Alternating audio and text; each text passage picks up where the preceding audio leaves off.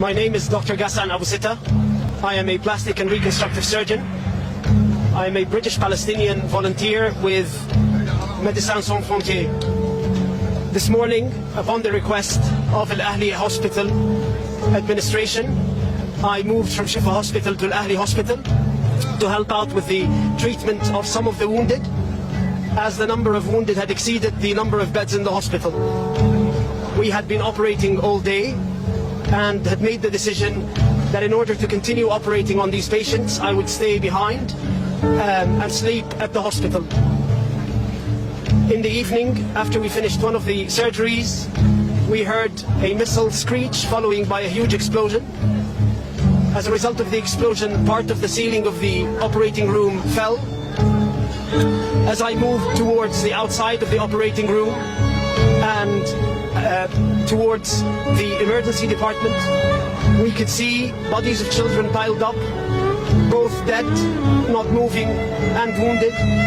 There were several who had been amputated. I tended to a man who had his leg blown off at the thigh. We then carried on trying to resuscitate the patients. When the ambulance came, I decided to help out by carrying one of the wounded who had had a shrapnel in his neck into the ambulance.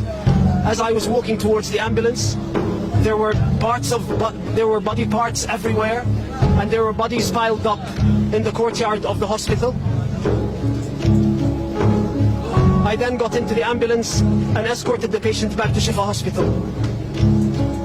This morning, when I drove into the hospital, I noted how full the hospital courtyard was, with families who had sought refuge inside the hospital, thinking that it would be a safe haven. It's these very same families who are now either dead or critically wounded as a result of this attack. This is a war crime that the world has seen coming.